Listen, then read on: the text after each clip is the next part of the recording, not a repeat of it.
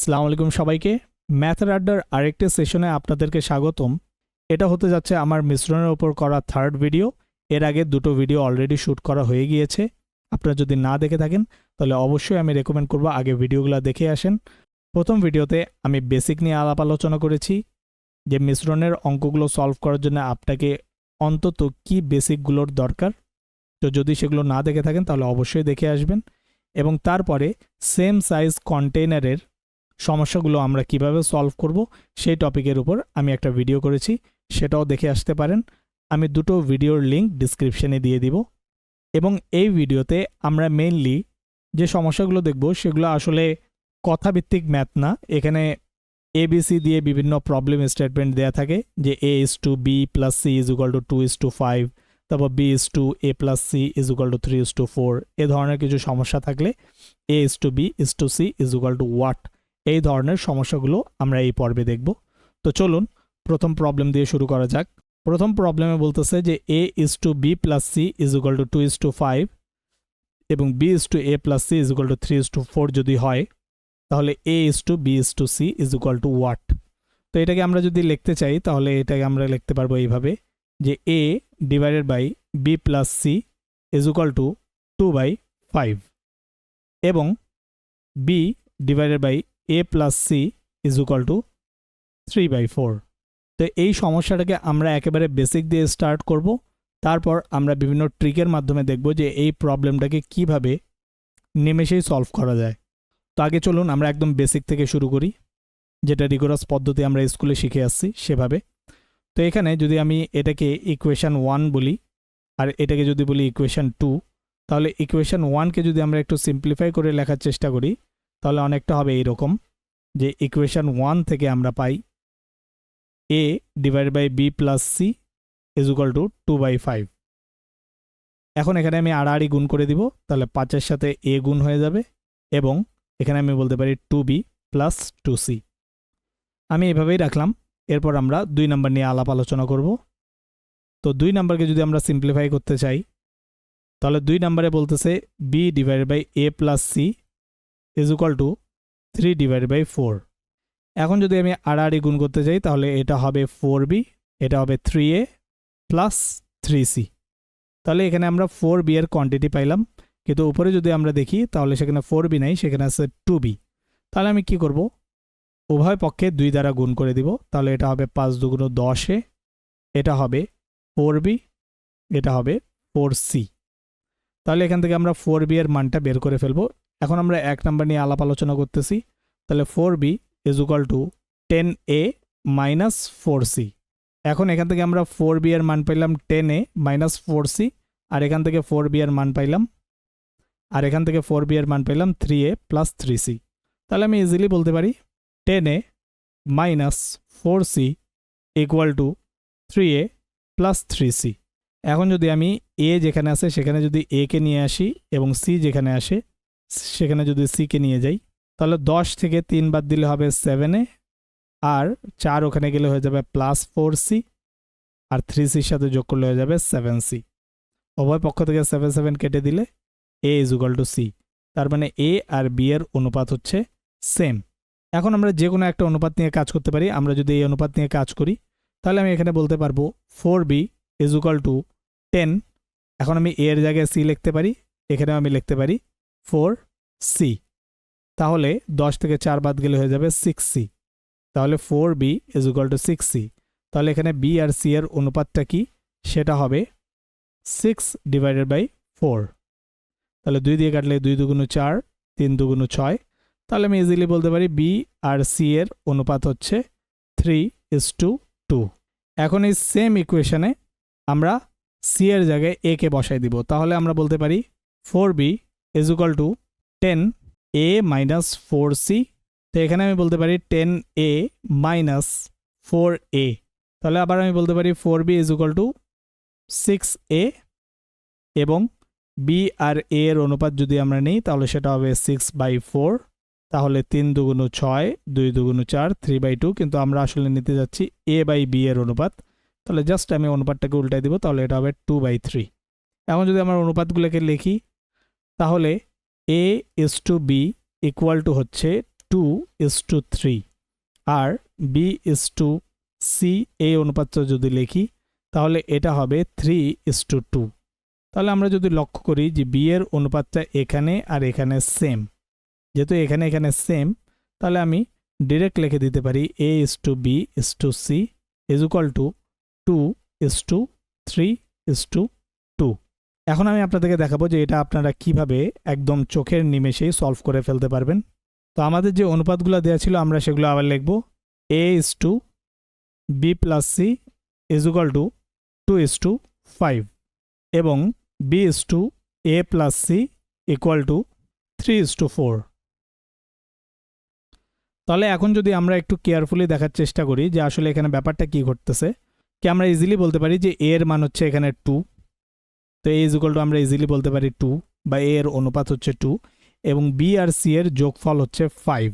আবার পরেরটাতে যদি আমরা দেখি তাহলে এখানে B এর অনুপাতটা হচ্ছে 3, তাহলে আমি এখানে ডিরেক্ট লিখে দিতে পারি B ইজ ইকুয়াল টু 3। তো B ইজ ইকুয়াল টু যদি 3 হয় তাহলে 5-এর মধ্যে B আর C যোগ করলে হচ্ছে আমার 5, তো B এর অনুপাত হচ্ছে 3, তাহলে C এর অবশ্যই হতে হবে 2। তাহলে আমি এখানে লিখে দিলাম C ইজ ইকুয়াল টু 2।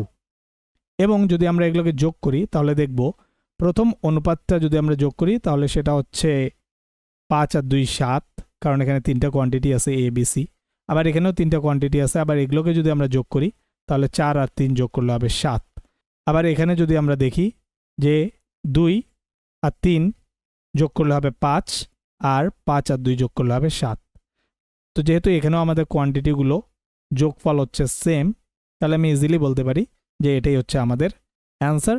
তো অ্যান্সারটা আমরা এভাবে লিখতে পারি A:B:C ইজ ইকুয়াল টু 2:3:2। তো এটা অবশ্যই আপনারা সলভ করবেন MCQতে, এছাড়া এটা এইভাবে সলভ করার দরকার নেই।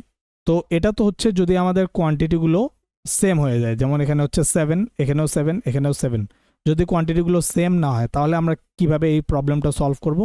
তো আমি এখানে আর বেসিকটা দেখাবো না, আমি ডিরেক্ট কিভাবে এই প্রবলেমটা সলভ করা যায় শর্টকাট ওয়েতে সেটা দেখাবো। তো এখানে A:B+C হচ্ছে আমাদের 2:5 আর এখানে B:A+C হচ্ছে আমাদের 5:9। এখন যদি আমি যোগ করি তাহলে যোগ করলে এখানে পাবো 5 আর 2 7 আর এখানে আমি পাবো 9 5 14। তাহলে উপরের যে যোগফল এটা 14 সমান না, তো আমরা এটাকে 14 সমান করে দিব, তাহলে আমরা 2 দ্বারা গুণ করে ফেলবো। তো 2 দ্বারা গুণ করলে এটা হয়ে যাবে 2 দুগুণ 4 আর এটা হয়ে যাবে 5 দুগুণ 10। এখন আমাদের আলোচনার বিষয় হচ্ছে এই অনুপাতটা, এটা না, তো এটাকে আমি কেটে দিই। তো এটা হচ্ছে আমাদের নতুন অনুপাত। এখন এখান থেকে আমি ইজিলি বলতে পারি A ইজ ইকুয়াল টু হচ্ছে আমাদের 4 এবং পরের ইকুয়েশনে যদি দেখি তাহলে B ইজ ইকুয়াল টু হচ্ছে আমাদের 5। তো B যদি 5 হয়ে যায় তাহলে C, যেমন এখানে 10-এর মধ্যে আমার B হচ্ছে 5, তাহলে C কেও অবশ্যই হতে হবে 5, কারণ 5 আর 5 যোগ করলে আমরা পাই 10। এখন যদি আমি এই তিনটাকে যোগ করি তাহলে আমি পাবো 5 4 9, 9 5 14। তাহলে এটারও যোগফল আগের দুইটা ইকুয়েশনের যোগফলের সমান। তাহলে আমি ইজিলি বলতে পারি A:B:C ইকুয়াল টু 4:5:5। আশা করি আপনারা এই প্রবলেমটা বুঝতে পেরেছেন। এখন আমরা আমাদের পরবর্তী সমস্যায় চলে যাব। এখন এই সমস্যাটা কি বলতেছে, এখানে বলতেছে যদি S equal to A+B+C divided by 2 হয় এবং S-A, S-B, S-C is equal two 4:7:10 হয়, তাহলে বের করতে বলতেছে A:B:C এটার মান কত হবে। তো চলুন আমরা দেখি এই প্রবলেমটা আমরা কিভাবে সলভ করব। তো এখানে আমাদের বলে দিয়েছে S is equal to A+B+C divide by 2।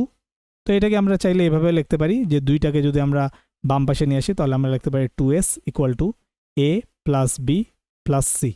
এখানে আর কিছু করার মতো নাই, তো আমরা এটাকে এভাবেই ছেড়ে দিব। এখন আমাদের তিনটা অনুপাত যেটা বলছে আমরা সেই তিনটা অনুপাতকে লেখার চেষ্টা করব।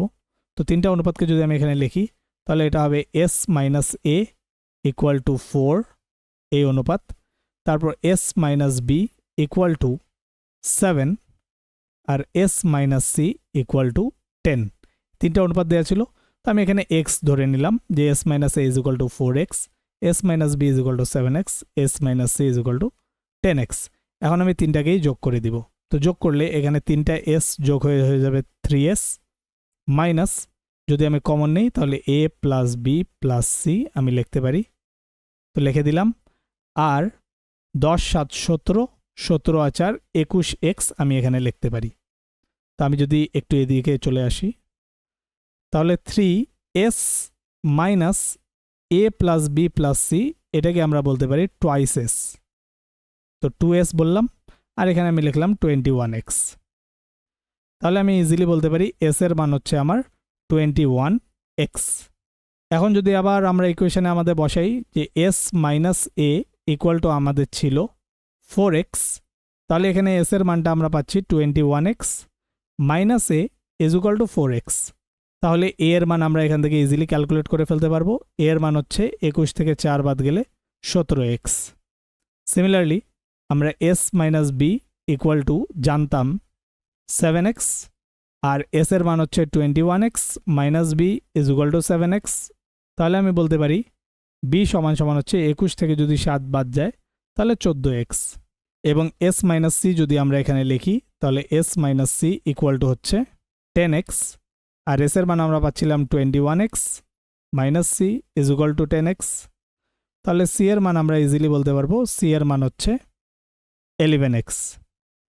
তাহলে এখান থেকে ইজিলি আমরা বলতে পারি a is to b is to c is equal two হবে 17x 14x ইন্টু 11x। 3 পক্ষ থেকে x আমরা কেটে দিব, তাহলে আমাদের অনুপাতটা হবে 17 ইন্টু 14 ইজ টু 11 অ্যান্সার। আশা করি আপনারা এই প্রবলেমটা বুঝতে পেরেছেন। এখন যদি আমরা আমাদের পরবর্তী প্রবলেমে চলে যাই তাহলে পরবর্তী প্রবলেমটা আমাদের বলতেছে a divide by 2 is equal to b divide by 3 এবং c ডিভাইড বাই 4, এই তিনটা অনুপাত যদি সমান হয় তাহলে আমাদেরকে বের করতে বলতেছে a plus b plus c divided by a। তো এই প্রবলেমটা আমরা কীভাবে সলভ করব, আপনারা যারা বেসিকের ভিডিওটা দেখেছেন তারা অবশ্যই জানবেন যে আমরা এখানে ডিরেক্টলি ধরে নিব a divide by 2 b divide by 3 c divide by 4 is equal to k। যারা বেসিকের ভিডিওটা দেখেছেন ওখানে আমি বিস্তারিত আলাপ আলোচনা করেছি যে তিনটা অনুপাত যেহেতু সেম হচ্ছে তো তিনটা অনুপাতকে আমি ইজিলি যে কোনো একটা সংখ্যা ধরে নিতে পারি। আমি এখানে k ধরে নিলাম। তাহলে এখানে আমি বলতে পারবো a ইজ ইকুয়াল টু হচ্ছে 2k, b ইকুয়াল টু হচ্ছে 3k R c equal to হচ্ছে 4k। এখন আমি কি করব, a plus b plus c এই জায়গায় এদের মানটা বসাই দিব। তাহলে a এর মান হচ্ছে 2k, b এর মান হচ্ছে 3k, c এর মান হচ্ছে 4k ডিভাইডেড বাই a এর মান হচ্ছে আবার 2k ইকুয়াল টু যদি আমি যোগ করি তাহলে 3 2 5 5 4 9 9k ডিভাইডেড বাই 2k। তো এই কে যদি কেটে দিই তাহলে a plus b divided by a এর অনুপাত হচ্ছে 9/2, অথবা আমরা বলতে পারি 9:2। আমি আশা করি আপনারা এই প্রবলেমটা বুঝতে পেরেছেন। পরের প্রবলেমটা একদম সেম, কিন্তু এখানে just a plus b plus c এর জায়গায় বলতেছে a square plus b square plus c square. তাহলে আমরা a এর মানটা পাইছিলাম 2k, b এর মানটা পাইছিলাম 3k আর c এর মান পাইছিলাম 4k। তাহলে এখন যদি আমি মানগুলো বসাই দিই তাহলে হবে 2k whole square plus 3k whole square plus 4k whole square divided by a এর মান হচ্ছে 2k। তাহলে এটা হবে 4k স্কোয়ার, এটা হবে 9k স্কোয়ার এবং এটা হবে 16k square divided by 2k। এখন যদি আমি সবগুলোকে যোগ করি তাহলে হবে 9 4 13, 16 আর 13 29, 29k ডিভাইডেড বাই 2k, উপরে হবে k স্কোয়ার, কাটাকাটি করলে হবে 29/2 ইন্টু k। তো অপশনে এটা অনেকটা এরকম দেওয়া থাকবে যে c and d can not be determined, এটা ডিটারমাইন করা যাবে না কারণ k এর মানটা কি সেটা তো আমরা কেউ জানি না, আর যেহেতু কোশ্চেনেও বলা নাই তো এটার অ্যান্সারটা হবে c and d can not be determined. কিন্তু অনেক সময় অপশানে হয়তো এটাও দেওয়া থাকতে পারে 29/2, তো অনেকে হয়তো এটাকে টিক দিয়ে ফেলবে, কিন্তু আসলে এটা সঠিক অ্যান্সার না। সঠিক অ্যান্সার হবে ক্যান নট বি ডিটারমাইন্ড, কারণ কে এর মান কেউ জানে না, কোশ্চেনও দেওয়া নেই, আমরাও জানি না, আমরা জাস্ট ধরে নিয়েছিলাম। এখন একদম সিমিলার প্রবলেম, সেটাই শুধু কি বলতেছে a square plus b square plus c square divide by a square যদি হয় তাহলে এখানে কি হবে, উপরে আমাদের ছিল 29k স্কোয়ার আর নিচে হয়ে যাবে a স্কোয়ার। a স্কোয়ার মান কি ছিল 2k, এখন আমরা বলবো হোল স্কোয়ার। তাহলে এখানে হবে 29 ডিভাইড বাই কে স্কোয়ার, নিচে হয়ে যাবে 4k², তাহলে k² কাটা, এটার মান হয়ে যাবে 29/4। তো একদম সেম প্রবলেম, আমি শুধু নিচে a² দিয়ে দিলাম। এখন আর এখানে কে বলে কিছু থাকবে না, শুধুমাত্র আমাদের রেশিও থাকবে 29/4। তো এটা অ্যান্সার অবশ্যই ক্যান বি ডিটারমাইন্ড, আর এটা হয়তো অপশনেও দেওয়া থাকবে, তো আপনারা এটা চাইলে টিক করে ফেলতে পারেন। তো আশা করি আপনাদেরকে এই সেশনটাও ভালো লেগেছে। আপনাদের যদি কোনো পার্টিকুলার প্রশ্ন থাকে অথবা কোনো কোশ্চেন থাকে তাহলে আপনারা অবশ্যই কমেন্টে জানাতে পারেন, এবং এই ভিডিওটা কেমন লেগেছে সেটা অবশ্যই জানাবেন। ভিডিওটা ভালো লাগলে অবশ্যই লাইক করবেন এবং আপনার বন্ধুদের সাথে শেয়ার করবেন, এবং চ্যানেলটি সাবস্ক্রাইব করবেন, কারণ এর পরবর্তীতে মিশ্রণের উপর আরও কয়েকটি টপিকের উপর ভিডিও আসতে যাচ্ছে। So stay tuned. Thank you very much.